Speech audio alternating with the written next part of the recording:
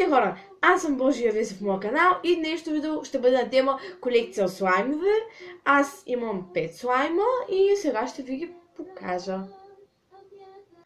Първият ми слайм е ето този лилавия, който е много мекичък.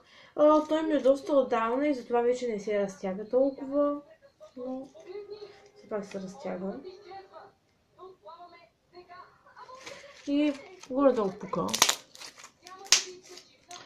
Преди много се харесвах, сега пак го харесвам. Преди правеше дори това, като се такова балони.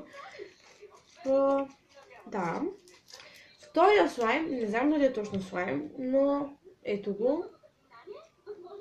Ето от тези, той е от по-твърдите, които не може да се прави почти нищо с тях, може само да се мачка, да се разтягат. Ако сте ги виждали, те доста се разтягат. В момента този не си разтяга, защото ми е много давно. Ето го. Но все пак може да се мачка само, не става за почти нищо друго. И сега е време за последните 3 слайма, които са ми най-любими. Именно един от тях е ето този изкляст жълт слайм, който се разтяга супер много и пука много. Може да се правят и балони с него. Ето така. Ще го знам колко се разтяга. В момента няма да мога да казвам. Но супер много и е супер мекичък. И много се разтяга.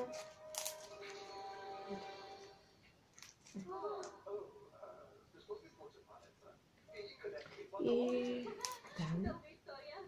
Следващия слайм също е в доста ярък цвят и е оранжев. Той лепне малко, но иначе също е много мекичък и пука. Ето чуете сами.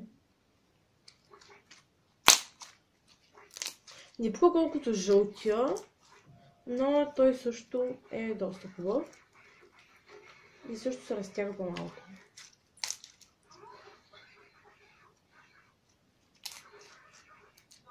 Но е хубав.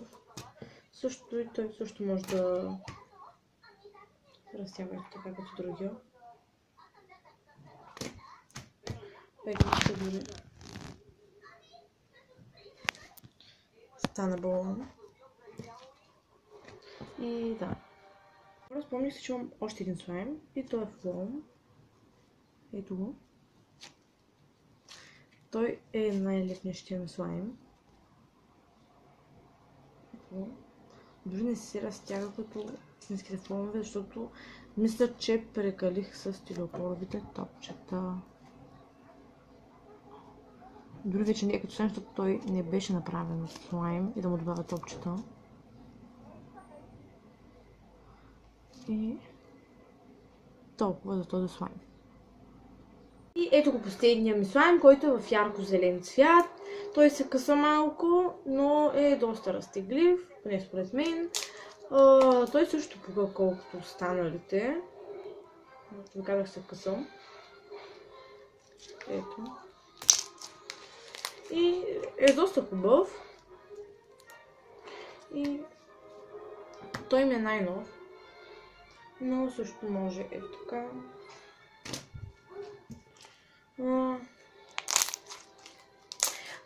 Да, това беше от днешното видео. Ако ви е харесало, може да дадете палче нагоре, да се абонирате за моя канал. И ако искате да направя видео, в което смесвам слаймовете си, го напишете долу в коментарите. И до следващия път!